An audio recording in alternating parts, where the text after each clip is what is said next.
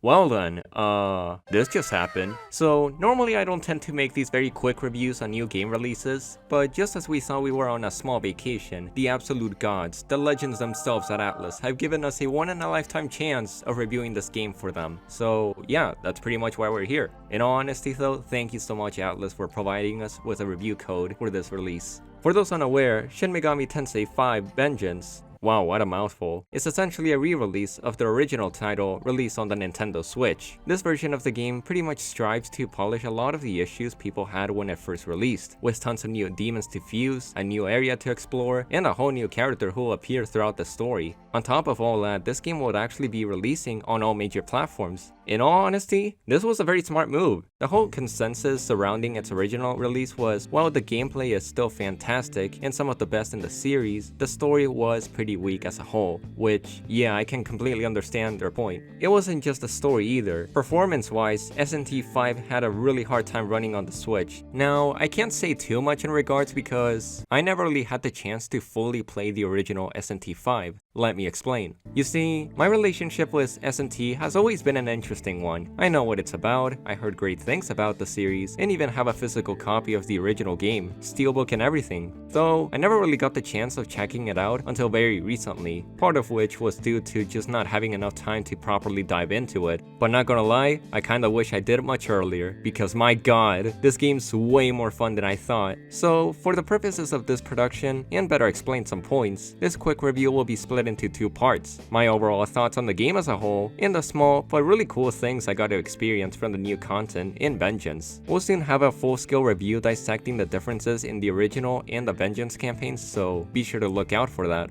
With that said, these are our impressions on Shin Megami Tensei 5 Revengeance. Wait, wrong title. Before we start, I just want to say that if you're enjoying our productions or you want to see more Persona or SNT related stuff from us, be sure to press that subscribe button. While you're at it, be sure to check out our Patreon to further help grow the channel. Now then, what are my thoughts so far, you ask? I mean, like the title says, it's awesome. It's been a hot minute since I played a truly open world JRPG. As you can see from most of our reviews we've done in the past, most of the JRPGs we played are fairly linear. So going in, I was kinda, well, not scared, but I didn't know what to expect from SNT5. But oh my god, this game is unlike anything we played in the past. The world is very vast and open with tons of collectibles and items to find. This is so cool! Simply running around this post-apocalyptic version of Tokyo, seeing the demons just chilling until you go ahead and strike them is so much fun. The game really lets you go through the main story at your own pace, which is really good for this kind of game. I'll get to my thoughts on the story in a moment, but for now, let's talk about the combat system. So the way it works is like your typical Atlus title with figuring out the weaknesses and exploiting them against your enemy. However, for every time you hit one of these weaknesses, you gain an extra turn for said character. It's such a simple but also very satisfying mechanic that when done just right, you can deal a crap ton of damage. You definitely want to be heavily fusing and getting new demons as you progress, however, because this game does not hold back.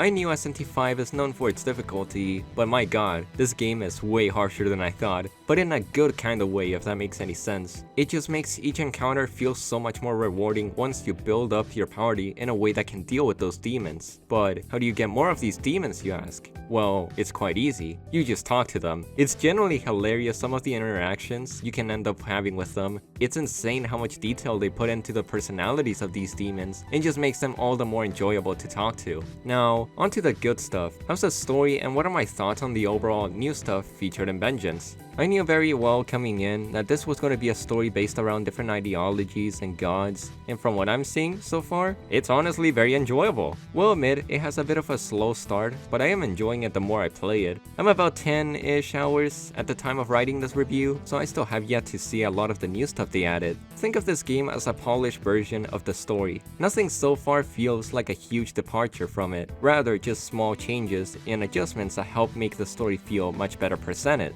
I say this because so far not much has really changed from what I remember, all until you meet the new Atlus re-release waifu, Yoko Hiromine. I like her inclusion so far. She surprisingly fit into the story very smoothly. We just got a scene where we were attacked by a demon, and what do you know? She comes in to save the day. So far, her personality is pretty good. One thing you'll see when you play SNT5 is you get to experience pretty quickly all of the personalities of the different characters like Tao and Miyasu. As for Yoko, she's an optimist, but also a realist. honest. She has a much more to-the-point personality, mostly helping out as part of a mutual agreement between the two of us. She's pretty cool so far. Atlus has been making a ton, and I mean a ton of trailers for this game, many of which include or promote her inclusion as a member to the cast. So I honestly can't wait to see what else she has in store for us. They seem to have also added this new area called the Demon Haunts, where basically you can talk to the demons you find and have little conversations with them, oftentimes rewarding you with items. This is a pretty cool feature, though it does feel like it can be greatly improved upon. I don't know, maybe make the area a little larger with different sections for the demons to hang out in. I'd love to see this concept make a return if we potentially get a new mainline game, or heck, any other SMT related spin-offs. While I haven't kept up too much with the trailers, mostly to keep myself out of spoilers, one thing that did stand out to me the most when I saw the very first trailer was these little grind rails that let you explore the world. Also known as Magatsui rails, they just basically let you go into different parts of the map a lot faster. There's surprisingly quite a few of these spread out. It's a very small addition to the whole map, but it really does make the world seem bigger in scope. I mean, it already was, without a doubt, just look at this. But it's stuff like this that really makes the experience and exploring the world a lot more fun.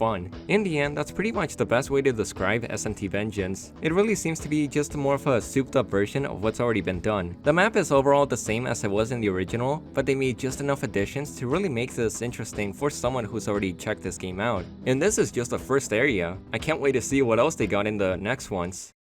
Say what you want about Atlus doing another re-release, but in my personal opinion, this is easily one of the best things SMT5 could have gone. I remember way back when the original game came out, and while people did enjoy it, there's been a bit of a feeling of it being somewhat underwhelming going around in the fandom. Doesn't really help that the game was struggling hard on the Switch, like come on, you can tell that it was not meant to run on that thing. Heck, even the developers have expressed how much this new re-release means to them, with promoting all the new additions and hoping that this re-release can reach out to an even wider audience. So, you all may be asking now, is SMT5 Vengeance worth it?